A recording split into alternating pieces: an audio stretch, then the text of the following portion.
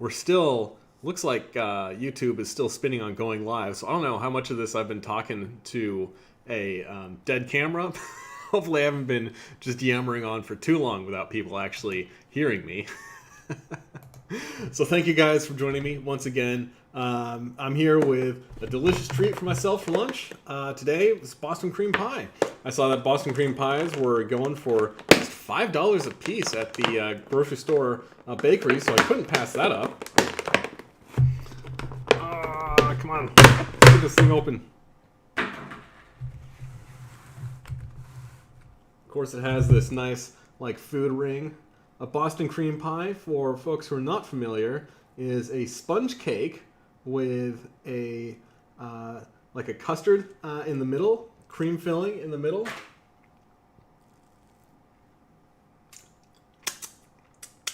Nice good custard cream filling. And topped, it's usually covered, but it looks like this is just topped with a chocolate ganache. Oh my goodness. Nothing like having a big bunch of chocolate for lunch. So I hope folks are still doing well, still hanging in there. Let me know how you're doing across the country. I'd love to check in with everybody, see how things are going in Minneapolis and Atlanta, or abroad in Italy. If you're hanging out in Sweden, hopefully things are dying down a little bit, getting a little bit more calm. Oh man, that tastes incredible. Boston cream pie. Hard to tell if it's a cake or a pie. It is definitely inspired by a donut. That is for dang sure. An excellent dessert, or in this case, an excellent lunch. Like, even though it's, store brand, nothing super special. I mean, it's Boston cream pie. It's really, really good. I figure it's the end of the week. It has been an extraordinarily difficult week for me. I have been working my tail off for weeks on end, trying to go to school, trying to maintain my grades while also working a full-time job. Classes ended earlier this week.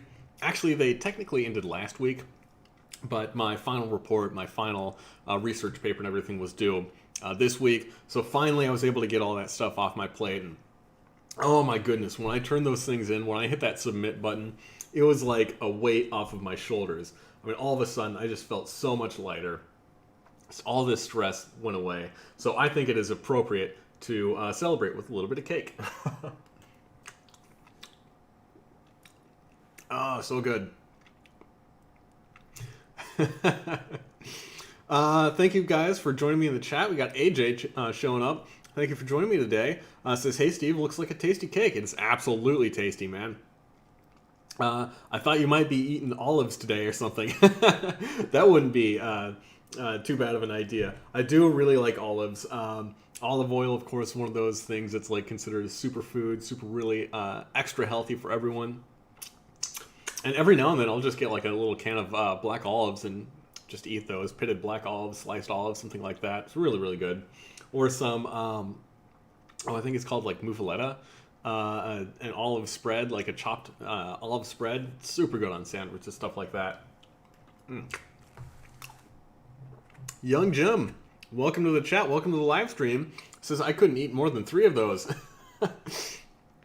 Yeah, I don't think most people could eat more than 3 of these. I would be surprised if most people could even eat 1 of these. So if you could eat 3 of them, but not more, I would be super impressed. Oh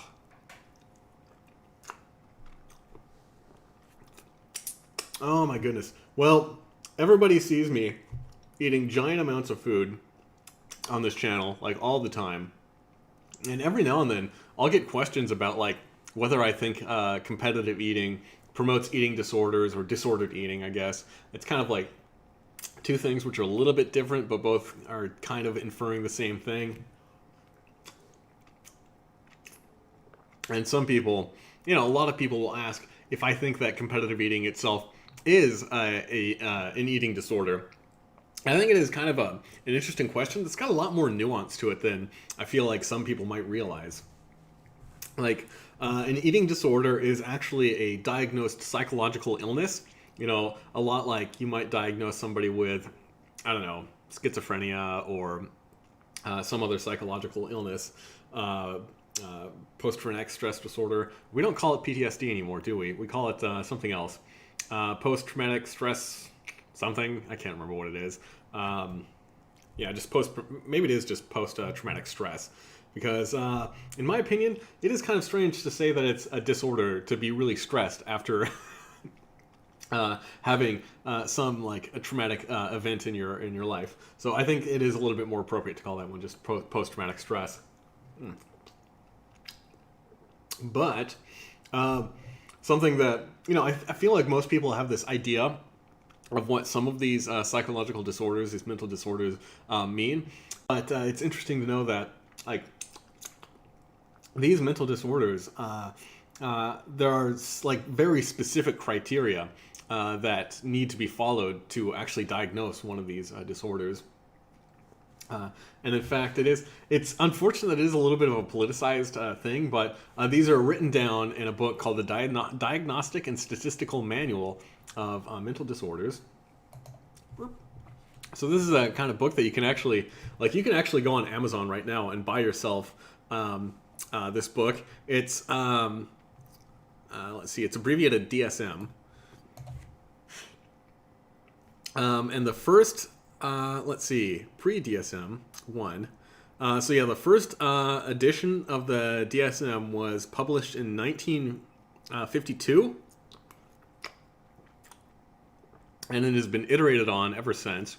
The latest one, the DSM-5, was published in 2013, updated with the latest recommendations of what constitutes a mental disorder, what mental disorders there are, and every iteration kind of like includes new social norms, new ideas of what a mental disorder is. Like the first couple of editions of it probably said things like autism was a mental disorder without realizing that it was actually a genetic disorder, things along those lines. So something like that would have been, moved out into something else.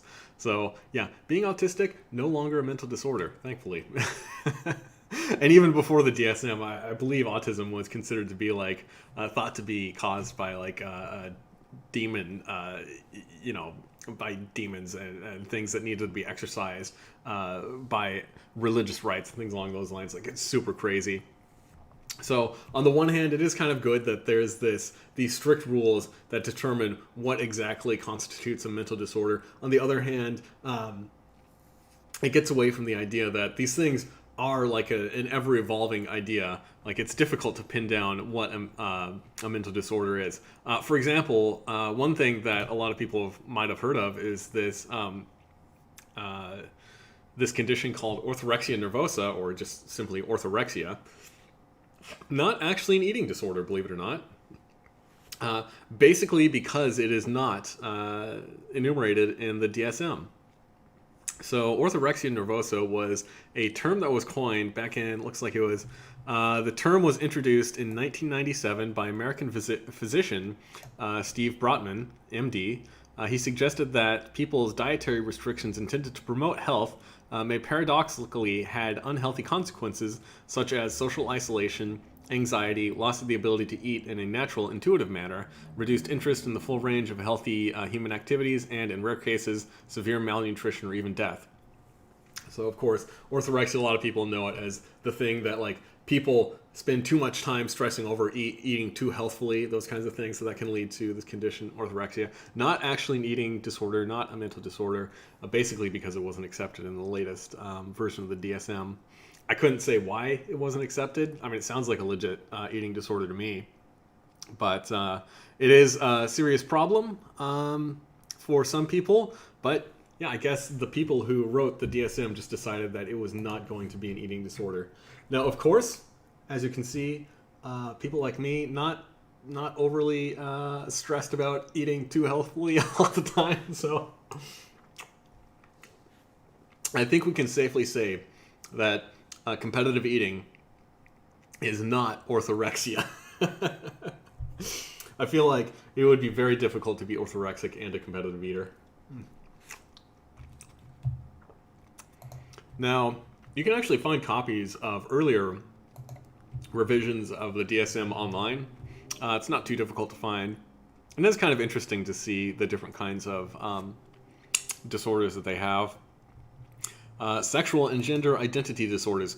This is the DSM-4. This was released in 1996, 94, somewhere around there. The mid-1990s. So I have a feeling the sexual and gender identity disorders are quite different in DSM-4 than it is in the latest revision. And it's probably going to change even more in DSM-6, whenever that happens to be released. But we also have sleep disorders, substance-related disorders, mood disorders, anxiety disorders. Yeah, so if you ever thought that like maybe you have a disorder, like if you ever wondered what exactly, oh, look at this, obsessive compulsive disorder. That's one that people like say proudly that they actually have, which is very weird in my opinion. You can actually look up what obsessive compulsive, or OCD is.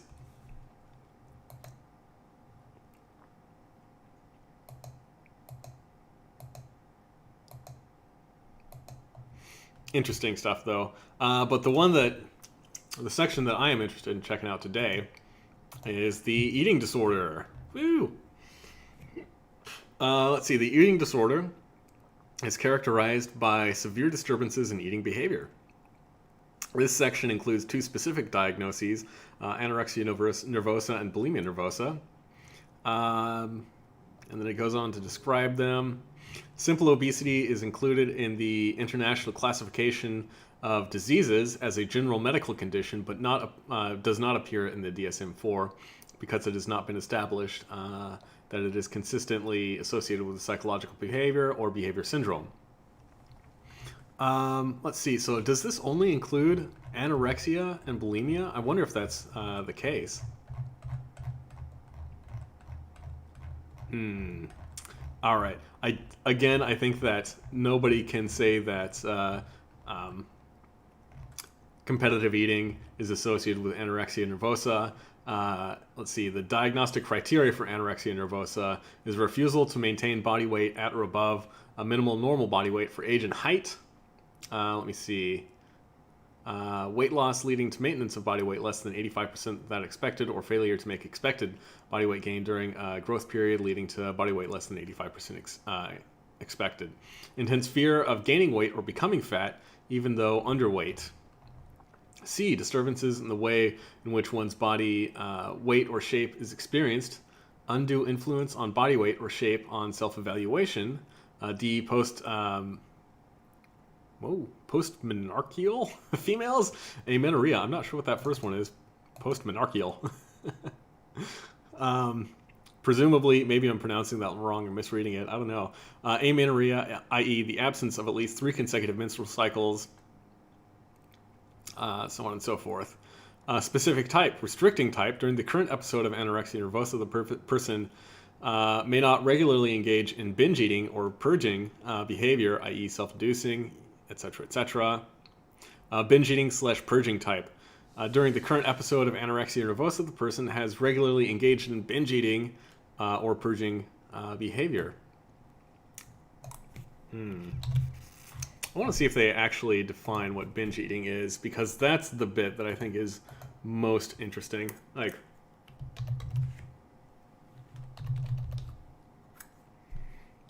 let's see. Subtypes, binge eating. Do we have a definition of what binge eating actually is?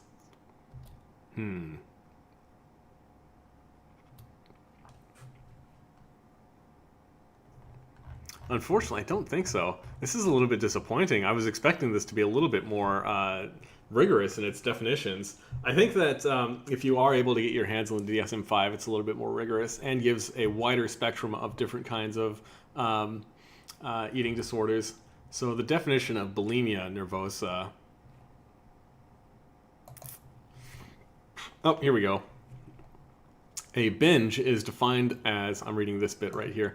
A binge is defined as eating in a discrete period of time an amount of food that is definitely larger than most individuals would eat under similar circumstances. It sounds a whole lot like a food challenge or an eating contest to me. The clinician should consider the context in which the eating occurred. What would be regarded as accepted or excessive consumption at a typical meal might be considered normal during a celebration or a holiday. Okay, so there is that to consider. A discrete period of time refers to a limited period, usually less than 2 hours. A single episode of binge eating need not be restricted to one setting. For an example, an individual may begin binge at a restaurant and then continue it on returning home. Continual snacking on small amounts of food throughout the day would not be considered a binge. So yeah, it sounds like the way that binge eating is defined here is that basically like context super matters, and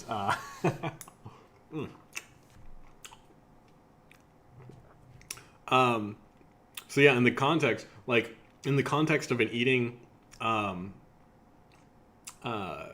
contest, obviously people are going to be eating more food than normal.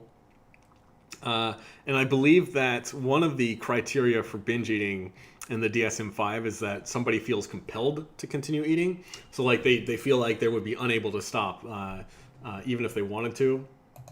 And that is certainly not the case in the eating contest. I don't know of anybody who's doing a 12-minute eating contest who at the end of who like 6 minutes in or 10 minutes in really feels compelled to continue eating. Like at that point, all those people standing up at the table in eating contests want to stop. Like they are definitely pushing against their instincts. So would I consider an eating contest an eating disorder? No, of course not. Like even if it did include purging afterwards. Actually, here's a little description of it right here. An episode of binge eating is also accompanied by a sense of a lack of control, criterion A2. An individual may be in a frenzied state while binge eating, especially early in the course of the disorder. Some individuals describe a dissociative quality during or following the binge episodes. So it's like somebody even like loses control of themselves and kind of goes into a fugue state, is what it sounds like. And then let's see, another essential feature of bulimia nervosa is the current use of inappropriate compensatory behavior to prevent weight gain. Now, this is one part that I think is kind of interesting. It's a little bit orthogonal to the competitive eating bit, but I feel like most people think of bulimia nervosa as binge eating and then going and inducing vomiting. But in fact, this compensatory behavior afterwards can mean any number of things. Let's see if they actually spell it out. Let's see. The most common is vomiting. So yeah, don't want to read about that much at all. The immediate effects of vomiting is relief. Come on. Rarely individuals with disorder will... my goodness. Other purging behaviors, here we go, include the misuse of laxatives and diuretics. Interesting. Approximately 1/3 of those with bulimia nervosa misuse laxatives during binge eating. So that's one thing, is you can misuse laxatives. That's considered a method of compensation, whatever you would say. Compensatory behavior. I don't know. I can't remember what their exact wordage was. Let's see. Individuals. This was this is the bit that I think is probably a little bit more controversial. Individuals with bulimia nervosa may fast for a day or more or exercise excessively in an attempt to compensate for binge eating. So in fact, if you exercise purely to compensate for the calories that you do eat, that is, believe it or not, a form of compensatory behavior, a form of purging oneself of eating. So that's one thing that I think most people might not be aware of, is that engaging in exercise specifically to reduce or to compensate for calories taken in is this form of purging, at least according to the Diagnostic and Statistical Manual of Psychological Illnesses, or whatever it was, mental disorders. The DSM. I'm going to call it the DSM because I can't even remember what that giant title is. Let me see here. And then there is also this bit about fasting for a day or more. Like intermittent fasting is becoming more of a fad, like more of a thing, more of a an acceptable thing to do nowadays. So I could imagine in the next version of the DSM, not gonna try to say the whole name, the DSM, that this bit about fasting might actually be removed because fasting is becoming something that's a little bit more acceptable. Um, Of course, kids, don't fast if you don't think you can, and consult a medical professional, etc., etc., etc. Okay, enough of that. So interesting stuff. Let's see what's going on in the comments. Yeah, well, anyway, before I get to that, I do want to mention that, of course, because of this criteria, obviously, since the context matters, then competitive eating, even the individuals who do like purge immediately after an eating contest or an eating challenge, might not be considered engaging in bulimia because of the context in which that kind of stuff is happening. I think the DSM-5 actually specifies that if you do it more than like once per week for 3 consecutive weeks or something like that, you're considered to have an eating disorder. But anyway, to the comments. AJ, you mentioned that the DSM-5 seems kind of outdated, but now I don't think they're doing a DSM-6, so I don't know how they're updating metrics. That would be interesting. I had assumed that they're fixing the DSM-5. Like I said, it's a living document.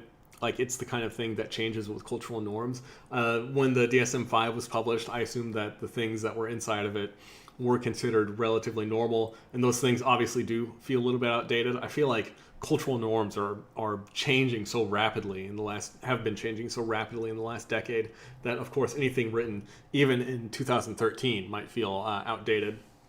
And secondly, like I mentioned at the top of this live stream, it is a highly politicized document. It's something that is unfortunately not entirely scientific. So you do have to kind of like take all of this with a grain of salt and say like, okay, this isn't technically an eating disorder, but something like orthorexia can be very damaging and it can be very bad. So even though it isn't technically an eating disorder, it is something that can be very unhealthy. Just like competitive eating too frequently, and purging afterwards, if that's the thing that you do too frequently, or purging afterwards at all, really is kind of an unhealthy thing. I don't think anybody is, you'd be hard pressed to convince just about anybody otherwise. Young Jim, you say, I wonder if any competitive eaters have bulimic tendencies after competitions. Oh yeah, I mean, like, if by bulimic tendencies you mean that they end a competition and then immediately run to a bathroom and just like throw up everything they ate, yeah, all the time. I mean, it's kind of one of those things that we don't talk about too much in the competitive eating circles, but there is like, you know, the people who go and purge after an eating contest and the people who don't after an eating contest. Like it's two separate groups of individuals.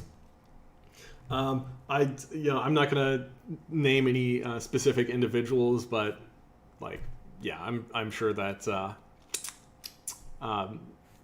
it is a larger contingent of competitive eaters than you might think. So it is unfortunate that kind of thing is so common, but like after you eat, after I ate 14 pounds, not 15 pounds, a little over 14 pounds of red beans and rice, I can tell you, like, there was the strong drive to engage in some bulimic activities immediately after that contest that I did in New Orleans a couple of months ago.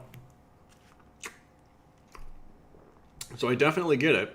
And, sometimes after contests or challenges, like, I feel like trying to hold something in, trying to prevent myself from throwing up, like, it's just kind of a losing battle, it's just a losing battle. Like, it's kind of like, I can wait for this thing to happen naturally, or I can just get it over with myself. So I don't know if that would technically be considered purging. So I don't know, maybe. It is unhealthy. I will say that every time I throw up after a contest or a competition or a challenge, like, I just feel dirty. I feel gross. I feel like a total loser. Like, it's really bad. I hate it. Try not to do it myself, but it is inevitable. All right. Well, The last couple of days, I did have some excellent suggestions of different charities and stuff to look at. So I do want to take a look at a couple of different charities, because I have only donated $300 this week to different charities. Falling short, guys. I meant to donate $100 every day this week, but instead, I'm going to string that out. I donated $100 on Monday, Tuesday, and Wednesday, and now I'm going to string it out, just donate maybe $50 to another 4 charities. So somebody, now I sent out this request across a bunch of different vectors of social media, and somebody, and that includes the community posts on YouTube. So I saw somebody posted comment on my request for ideas of different charities to look at. Said I should take a look at Islamic Relief. Now, Islamic Relief worldwide, this is something that was probably a little bit more in the forefront of the minds of Americans early in the 2000s, for obvious reasons.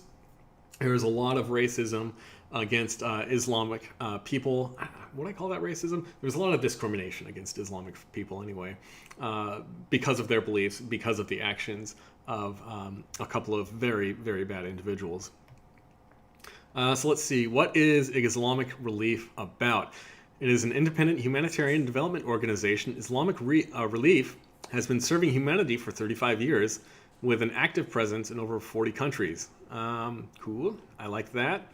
Let's see, our vision, inspired by Islamic faith and guided by our values, we envisage a world where communities are empowered, social obligations are fulfilled, and people respond as one to the suffering of others. Okay, this all sounds great, but it's kind of like hand-wavy, like we do good things, which is great, I guess. Exemplifying our Islamic values, we mobilize resources, build partnerships, and develop local capacity as we work to, okay, this looks like some specifics, enable communities to mitigate the effects of disasters. That's great. Promote integrated development and environmental custodianship with a focus of sustainable livelihoods, and support marginalized and vulnerable support the marginalized and vulnerable to voice their needs and address root causes of poverty. I mean, this sounds like these guys are doing good work to try to support. They say they work in 40 countries. I did a little bit of reading of this. They work across the world, mostly in the Middle East, to help people who are very impoverished, people who are living well below the poverty line, not just poor people, but the very, very impoverished. So I think that the different kinds of people that these folks work with and upholding the values that I think are the good values of religion. I think that if you try to say that any single religion is good, it's kind of missing the point. Like 90% of every religion is wonderful and is excellent, and then there's a little bit on the side that some people just try not to think too much about that might be a little bit less than ideal, and that's true of any religion, whether it's Islamic, I don't know, Shintoism, Christianity. Like none of these are perfect.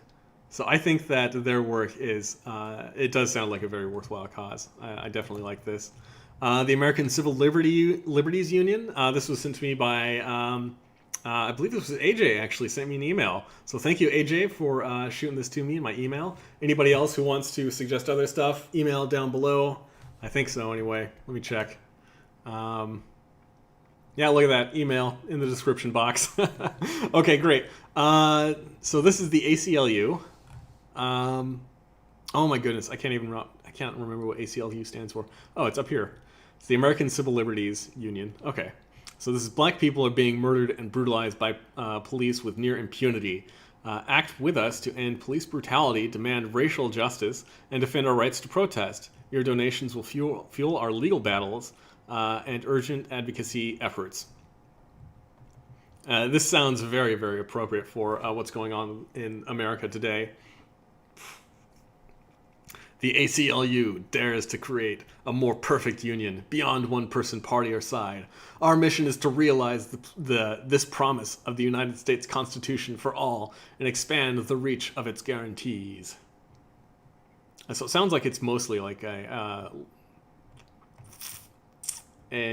should I say, like a social and political and kind of like a law-oriented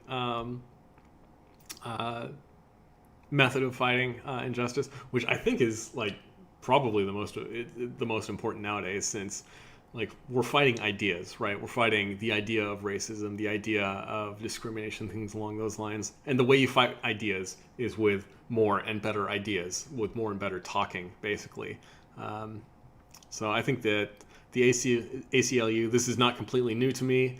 Yeah, donating to the ACLU would basically support. It would probably support lawyers like her. Nope, she's not a lawyer. She's a doctor. It would probably support lawyers and doctors like her. And probably not support this chucklehead. What a wonderful picture.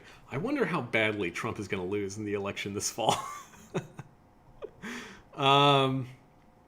Yeah, I would hope that the ACLU would be like propping up a political action committee to make sure that basically if anybody runs against Trump, they should win, let alone like a decent Democratic candidate. All right, and lastly, this was suggested to me, the PEO, on Facebook. So let's see. The PEO, let's read about the PEO, see what they're all about. Do we have anything here? Women helping women reach for the stars. Well, I'm not a woman, but I still kind of want to help women reach for the stars. So I think I'll keep on reading. PEO was founded in 1869. Wow, they've been around for a while. By 7 students at Iowa. This circle of kindred spirits, bonded by enthusiasm for women's opportunities, eventually expanded to include women off the campus as well. Friendship is the cornerstone of PEO. Let me see if we can find like a mission statement or something. True to the mission of promoting educational opportunities for women, education continues to be the primary philanthropy of the PEO sisterhood. In fact, the PEO sisterhood proudly sponsors 6 international philanthropies or projects designed to assist women in their educational goals. As a result, PEO is clearly making a difference in the lives of women all over the world. More than 113,000 women have benefited from our organization's educational grants, loans, awards, special projects, and stewardship in the Kadi College? Can't really read that. It's not a very good color for this background. As of April 2020, PEO has... Okay, so this is an organization to basically help fund women's education, which I think is great. I am in the tech industry, and I do have to say a female presence in engineering and software engineering, software development, and engineering and STEM fields in general, definitely lacking. Oh my goodness. When I was in college in my undergrad, taking my undergrad, I think, my graduating class was probably around, 100 people, maybe, thereabouts. Probably a class of about 100. And I think I could count the women in that class on one hand. Like, there were so few women in the engineering and computer science degree programs there.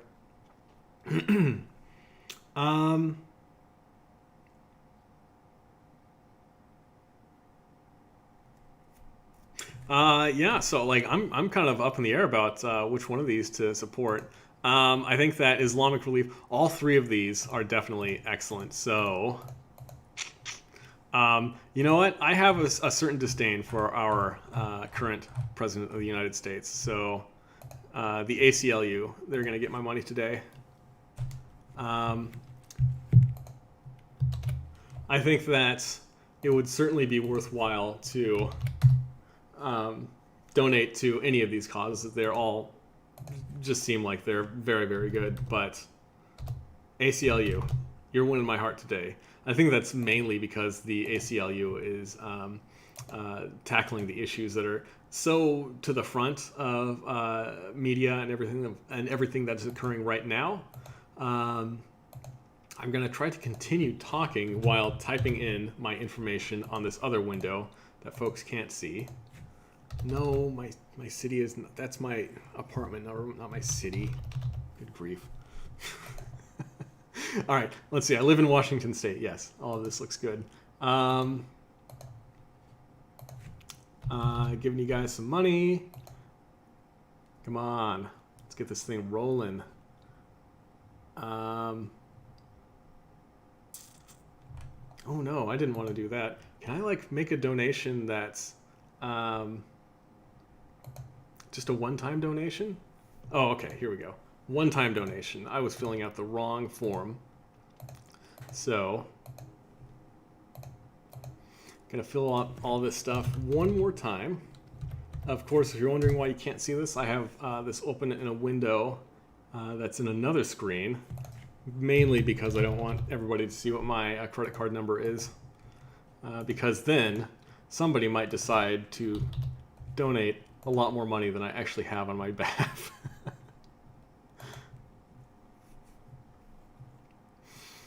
Processing. Yay, look at that. So here we go. The ACLU thanks me for my generous gift of $50 to the American Civil Liberties Unit. A small token gift, but hopefully it'll help somebody in a small way. Well, that's going to be it for me. So thank you guys for hanging out with me today. Thank you to everybody who suggested wonderful charities and organizations for me to check out. Again, got my email down below if anybody wants me to check out another organization next week. We're continuing doing this, donating $50 to 3 more charities, or maybe I'll revisit one of the other charities that I've already donated to.